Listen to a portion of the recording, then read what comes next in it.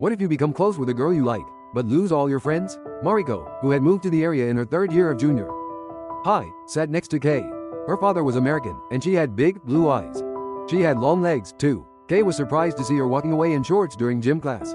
Mariko's legs were about 10 centimeters longer than the girls, who were about 10 centimeters taller than her.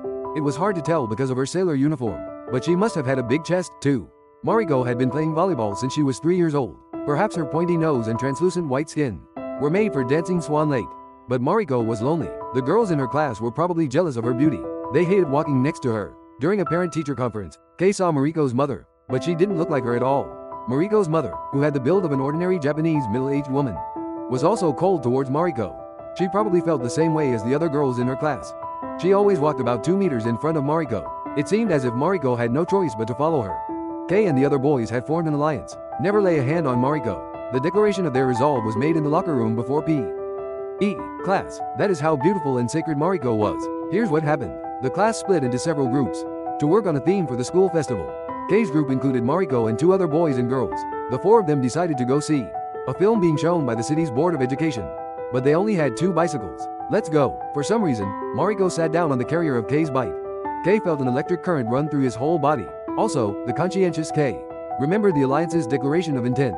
Both girls should ride together. That's what Kay said at the time. But when she got home and was in the bath, she asked herself again and again, is this really the right thing to do? At her wit's end, Kay casually asked her dad when he got home from work, what would you do if you became close to the girl you liked and lost your friends? Dad answered with a strangely friendly smile, as if to ask if Kay had joined the ranks of men. If I could die for the girl I loved, that would be my wish, Dad, he said, tapping Kay on the shoulder. A few weeks later, after the school festival was over, Kay and the others had a small meeting at a coffee shop. Around 10 p.m., Kenji and the others, who had drunk a little alcohol, even though it was not allowed, hurried home. When Kay had ridden his bike for a few meters, he caught sight of Mariko walking quickly ahead of him. As Kay passed Mariko, he slammed on the brakes and turned around. Mariko jumped on top of Kay. We're going the same way, right? Give me a ride, Mariko said. Kay picked her up. Okay, she said, and nodded, picking up speed on her bike. From behind, Kay could hear some boys from his class yelling, that's cheating. But Kay said, it doesn't matter if it's cheating. I'd be happy to die like this, so that Mariko could hear.